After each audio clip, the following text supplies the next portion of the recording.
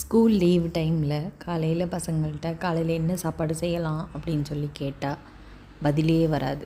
அப்படின்னாலே நான் புரிஞ்சுக்கணும் நூடுல்ஸ் கேட்குறாங்கன்னு சொல்லிட்டு.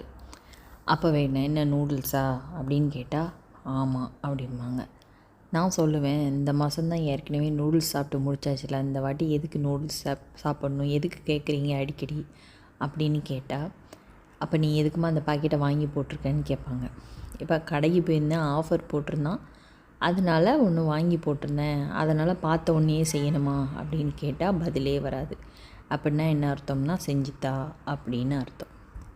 சரி, நீங்களே செஞ்சுக்கோங்க, ஆனால் 3 பாக்கெட் செய்ய போகிறேன் அப்படின்னா 2 பாக்கெட்டுக்குள்ளே மசாலா மட்டும் போடு. ஏற்கனவே ரொம்ப ஸ்பைஸியாக இருக்கும், புதுசாக வேறு இதை ட்ரை பண்ண போகிறேன். ஏற்கனவே புல்டாகில் பிங்க் கலர் மட்டும் ட்ரை பண்ணியிருக்காங்க, அது அவ்வளோவா காரணமாக இருக்காது.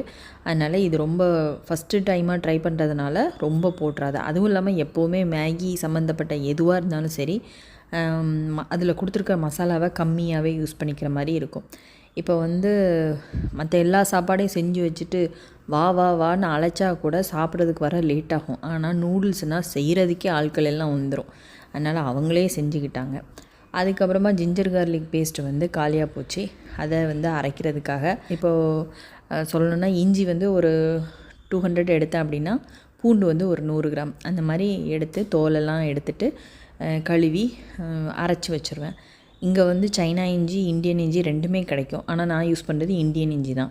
அதே மாதிரி பூண்டுலேயும் ரெண்டுமே கிடைக்கும். ஆனால் நம்மளோட பூண்டு ரொம்ப சின்னதாக இருக்குங்கிறதுனால அது வாங்குவேன். ஆனால் மற்ற குழம்பு வகைகளுக்கெலாம் நம்மளோட நார்மல் நாட்டு பூண்டு யூஸ் பண்ணிப்பேன். ஆனால் இந்த ஜிஞ்சர் கார்லிக் பேஸ்ட் அரைக்கும் போது யூஸ் பண்ணக்கூடிய பூண்டு சைனா பூண்டு தான். அதோட அந்த தலைப்பகுதி இருக்குல்ல, அதெல்லாம் நல்லா தோலெல்லாம் நீக்கிட்டு அதை அரைச்சி வச்சுருப்பேன். அதுக்கப்புறமா இன்றைக்கி சிக்கன் கறி தான், குக்கர்லேயே வச்சிடறாப்புல. அதனால் எல்லாத்தையும் போட்டு எல்லா மசாலாவையும் போட்டு செட் பண்ணி விசில் வைக்கிறதுக்கு ரெடி பண்ணி வச்சுட்டேன். கையோடவே அடுத்த வேலைக்கு போயாச்சு. துணி துவைக்க போகிறேன். வாஷிங் மிஷினில் துணியை தூக்கி போட்டாச்சு. டெய்லி வாஷ் பண்ணிட்டோம் அப்படின்னா நிறைய துணி சேராது. நிறைய துணி சேரும்போது நிறைய டைம் செட் பண்ண வேண்டியிருக்கும், அழுக்கும் போகாது. அதனால் டெய்லி போடுற துணியை வாஷ் பண்ணிட்டோன்னா முடிஞ்சு போச்சு. அடுத்ததாக இந்த ரோபோட்டிக் வேக்கம் இது இருக்கிறதுனால தான் வீடு சுத்தமாக இருக்கான்னா கிடையவே கிடையாது. முதல்ல இது க்ளீன் பண்ணுறதுக்கு முன்னாடி நான் ஒரு வாட்டி வீட்டை ஃபுல்லாக பெருக்கி கூட்டி எடுப்பேன். அதுக்கப்புறமா தான் வேக்கம் போட்டு விடுவேன். இந்த வேக்கம்குள்ளே இருக்கக்கூடிய அழுக்க பாருங்கள். அப்போ நான் தூக்கும்போது என்ன குப்பையை நான் எடுத்தேங்கிறதே எனக்கு ஆச்சரியமாக இருக்கும். அதை பற்றி நீ ஃபீல் பண்ணுற, நான் ஃபீல் பண்ணும். ஓகே, ரொம்பவே யூஸ்ஃபுல்லான பொருள் தான் இது.